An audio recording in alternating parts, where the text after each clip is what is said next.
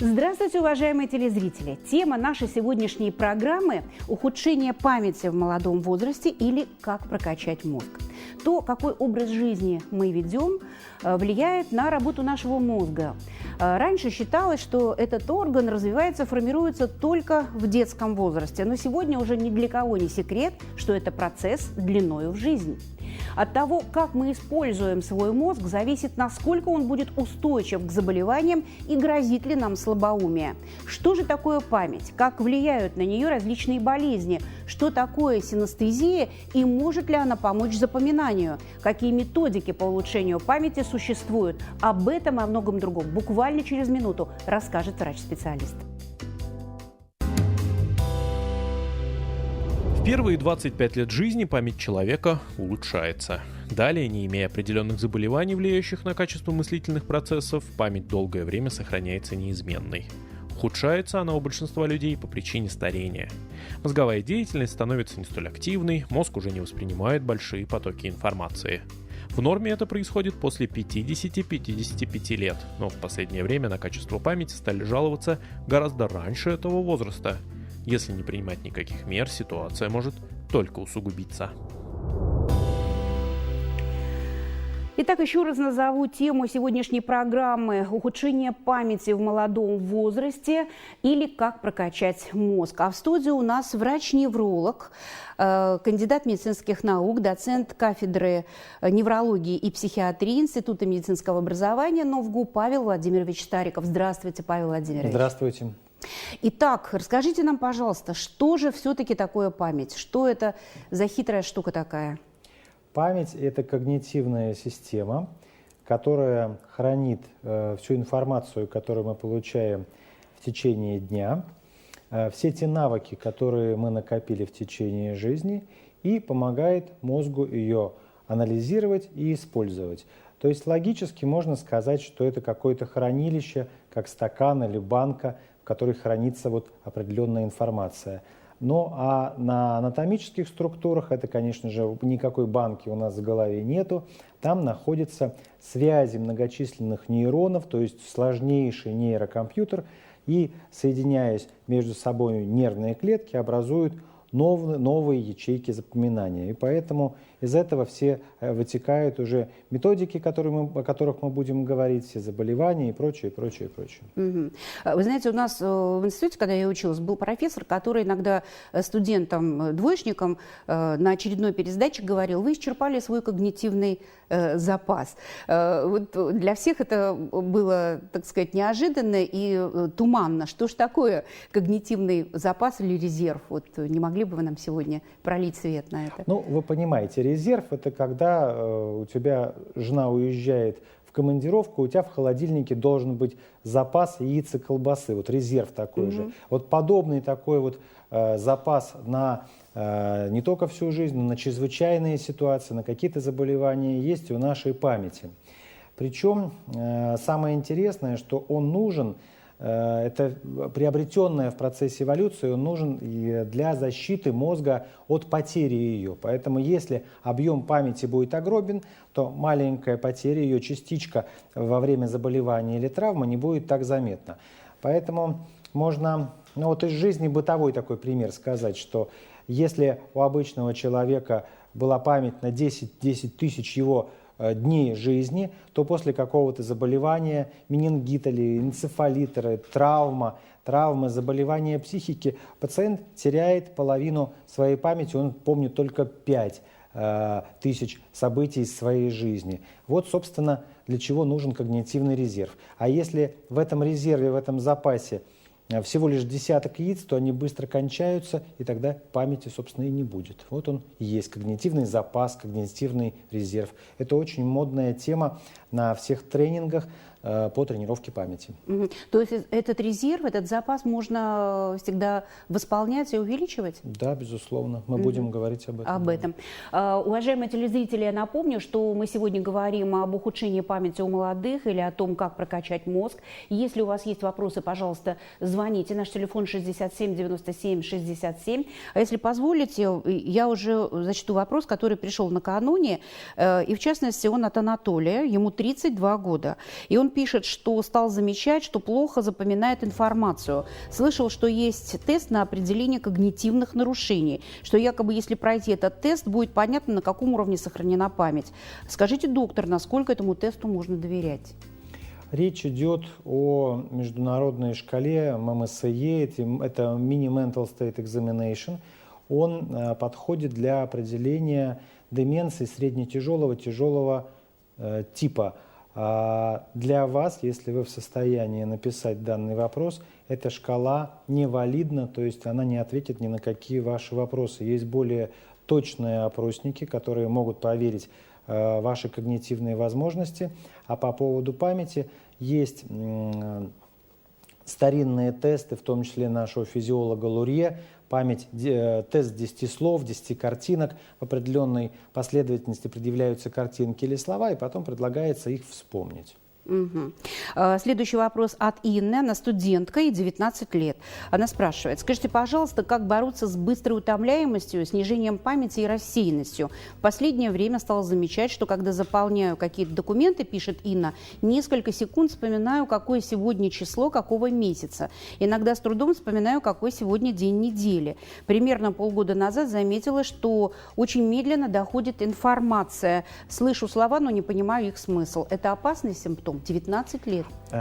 Очень часто на это жалуются студенты, и очень много среди них пациентов с артериальной гипотензией. Почему у студентов внезапно появляются такие жалобы? Мы можем, конечно, по рассказу по телефону поставить диагноз невозможно. Можно предположить, что появилось большое количество нагрузки, уменьшается количество сна у студентов, и на фоне перегрузки они могут испытывать некоторые проблемы. Если увеличивается сон и учеба, уроки, запоминания давать мозгу равномерно, а не перегрузка только перед сессией, то, в принципе, все вот эти явления проходят. Если это уже мешает жить, то тогда уже надо обратиться к врачу. А надо самому предпринять некоторые моменты. Это эпизодическая, правильная, равномерная подача, нагрузка мозга и адекватный сон и физнагрузка. Сегодня в эпоху томографов томография делается при разных заболеваниях. Вот скажите, пожалуйста, на томографии можно заметить ухудшение работы мозга и, в частности, ухудшение памяти? Ну, вы знаете, было повальное увлечение производить томографию, в том числе головного мозга, и делать выводы далеко идущие, что вот этот мозг, он, например, может человеку мешать жить. Но дело в том, что вот стали ученые замечать, сравнивают, что в голове мозга оказывается мало после заболевания или травм, а внешне это никак не заметно, то есть он компенсированный. А у другого, например, изменений рентгенологических на томографе никаких нету, а этот человек уже слабоумный. Откуда же, в общем, такие могут появляться моменты? Ученые в Америке, в том числе, вот мне очень нравится исследование в Нью-Йорке, которое проводилось в Бронксе. Американский невролог, врач Джо Вергес задался той же целью. Он взял группу из 500 человек и 20 лет наблюдал за ними. Если в двух словах говорить об этом исследовании, была группа, которая только ела гамбургеры и не занималась спортом, а вторая группа еще плюс танцевала вместе к гамбургерам. Ну, гамбургеры почему? Это просто самый вредный фастфуд, который можно только предположить, высококалорийный, без механического раздражения кишечника, то есть вред нету, кроме быстрого насыщения. Для молодого возраста подойдет. Вторая группа танцевала. Так вот, через 20 лет оценка данных групп сравнения показало, что группа танцев показывала более высокие интеллектуальные способности, нежели группа только гамбургеров. Его последователи, ученики пошли дальше. Ведь вы понимаете, что через 20 лет прошло очень много времени, и часть испытуемых уже просто по возрасту уже умерли. Так вот, изучая их мозг, его последователи Джо Вергеса показали, что даже в группе сохранных умных людей были признаки болезни Альцгеймера. Получается так, что болезнь Альцгеймера в мозгу вот этих вот пациентов была в группе танцев, но она не проявилась никак внешне. То есть этим людям было суждено заболеть болезнью Альцгеймера. Но благодаря танцам, благодаря спорту, физической нагрузке, сложные движения, эти люди не заболели. Получается, болезнь не всегда может проявиться. То есть зависит очень много от нас. Эти люди получили... Ведь когда заболеть? Или получить слабоумие в 60 лет, или получить его в 90. Да мы же не доживем, думаю, если до 90. Поэтому лучше оно наступит в 90. Разумеется. Лучше бы вообще не наступало, Ну, да, но это да, лучше конечно. позже, Но чем сравнивая, раньше. так Это однозначно. Образно. А скажите, пожалуйста, как вообще болезни влияют на память и какие болезни чаще всего? Да, вы понимаете, что мы же взаимосвязанная система, и память, она не только в медиобазальных отделах височной доли или в лимбической системе, она сочетается и с лобными долями, с мозжечком, даже системой координации. Точно так же, если в организме не хватает витаминов, В12 фолиевой кислоты, пациент может первым симптомом пожаловаться не на анемию малокровия, а на снижение памяти. У нас были в клинике пациенты, которых привозят родственники, говорят, пациент стал неадекватным, у него потерялась память.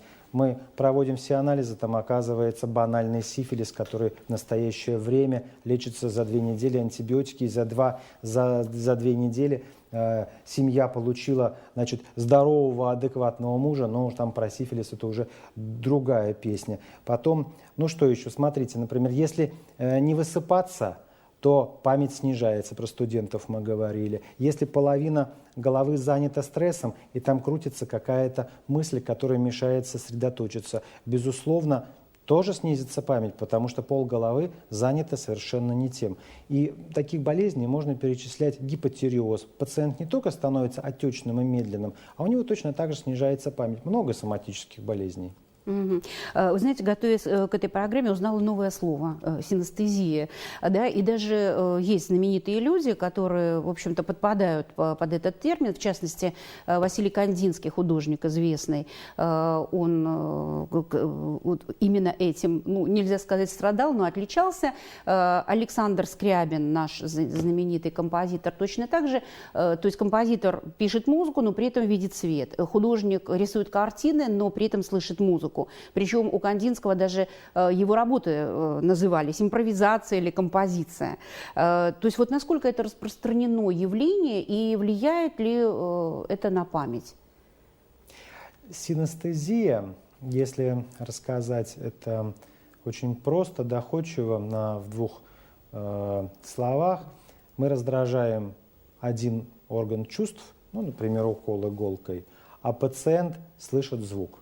Или, например, композитор слышит музыку, и у него перед глазами возникают разные цвета. Или Артур Рембо, он, когда писал стихи свои, то и у него каждое слово, каждая буква имела какой-то цвет. И получалось не цвета музыка, а стиха, как это сказать, стихоцвет.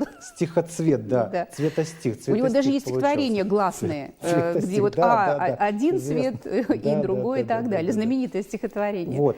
Это чаще всего, конечно, проявляется у гениальных людей. Как мы можем использовать синестезию нам на пользу для памяти? Дело в том, что если использовать другой орган чувств, другой анализатор, то мы можем больше запомнить. Вы замечали, что вы запоминаете те события, которые какие-то были окрашены очень сильными эмоциями, они останутся в жизни. А те, которые были очень важными, но безэмоциональными, они потихонечку стираются. Добавляем еще одну систему эмоций, память возрастает. Дальше. Попробуйте запомнить, как вот в тестах канадских ученых, 72 слова. Да ни в жизни их не запомнить. Можно запомнить от силы, например, с одного повторения 7 слов, как говорит Лурье, наш отечественный физиолог. А как можно запомнить буквально в течение минуты порядка 20, 25, 27 слов? Совершенно легко, если к этим словам привязать какую-то картинку. И по картинке рассказ. Получается зрительная, слуховая и еще положительная эмоция. И вот при сочетании вот этих 3 факторов получается, что я могу произнести не 7 слов, а 25. Увеличение чуть ли не в 4 раза. А какие вообще вот методики по улучшению памяти существуют? Вот есть какая-то классификация? Есть с чего выбрать? Скажите, пожалуйста. Ну, классификации методик нарушения памяти их не существует. Большое количество публицистической, научной литературы на пространствах интернета существует. Очень много различных вариантов. Но вот смотрите, то, что касается нашего здорового образа жизни. Вот я специально выделил вам 8 способов. 8 способов. То, что мы уже с вами сказали про использование знания синестетов великих. Создавайте ассоциации, зрительные образы. Учите стихи и читайте вслух. Вы помните, зачем нас в детстве учат учить стихи? Как раз именно для развития памяти. Не для того, чтобы мы знали всего Некрасова наизусть, а чтобы наша память в течение жизни нам помогала. Осваивайте иностранные языки, если даже вы не собираетесь переезжать в эту страну. Вспоминайте события дня. Играйте в интеллектуальные игры. Меняйте привычный маршрут. Вы едете на работу, не едьте все время на автомобиле или пешком одной и той же дорогой. Поменяйте путь. Разрыв шаблонов – это тоже влияет на работу памяти. Ну, естественно, здоровый образ жизни ведите.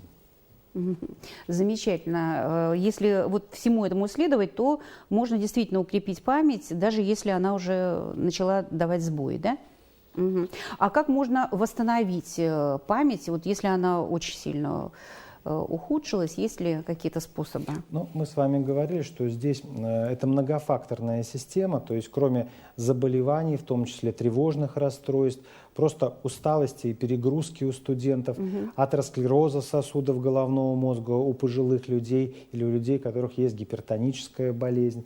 Да, есть еще особенности психологические, которые, если знать, то мы можем, собственно, сами себе помочь.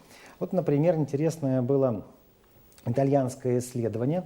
Они предлагали запоминать различные массивы информации и испытуемых заставляли выполнять физическую нагрузку до, после, сразу, через час, через 4 часа и смотрели на эффективность запоминания 72 слов, про которые я уже говорил. Так вот, спортивная нагрузка через 4 часа после уроков запоминания, через 4, приносит чуть ли не 3-кратное усиление запоминания. Причем, если сразу же после запоминания слов пойти в спортзал, такого не происходит, а через 4 часа после сеанса интеллектуального напряжения, через 4 часа, это исследование очень интересное, оно опубликовано, можно его прочитать, то через 4 часа то тогда вы запомните больше из того, что было. Это особенности гормонального фона человека. Очень интересная информация для размышления тем, кто составляет расписание, как в школе, так и в высшей школе. Ну да, физкультура должна быть через 4 часа. В конце уроков, не в начале. И не сразу же. Интересно. Потом мы с вами сказали про эдейтическую память. Психологи называют иногда ее, ну, то, что метод синестезии. Мы с вами привели пример, что если дополнить дополнительно несколько анализаторов, то возрастает объем запоминания. Существует у психологов такое название лоскутная память. Как запомнить огромнейший объем? Представьте себе дом, в котором находятся те предметы или то событие, или те цифры, которые вам необходимо запомнить. Вы заходите в эту воображаемую комнату, об этом пишут полиглоты, которые знают много языков, и под 40 языков, и 25 языков. Они говорят, что одна из методик – это созданная комната, дом или мир, в который я вхожу, и там на полочках раскладываю новые слова. Нам никто не мешает сделать то же самое с какой-то сложной информацией, которую я вынужден записать. У меня нету диктофона, у меня нету телефона с записной книжкой, у меня голова сейчас не хочет этим заниматься. Создаете комнату, зрительный образ или вот эти вот лоскутки, лоскутная память. Вот вам номер 2 пункт. То есть есть методика, с ней можно познакомиться, да, исследовать. конечно, лоскутная память или эйдетическая память. Мгм. Это одно и то же. Так, еще какой есть метод? Дальше, пожалуйста, значит, в эпоху кризиса, в эпоху самоизоляции, это вообще шикарное будет, это женский способ. Дело в том, что у женщин увеличивается память на абстрактные слова после занятия сексом. Причем не увеличивается память на лица в другой части мозга, а связь с сексом, уже ученые доказали, увеличивается память на абстракции, поэтому получается, вот в нашу эпоху это только плюс, можно развиваться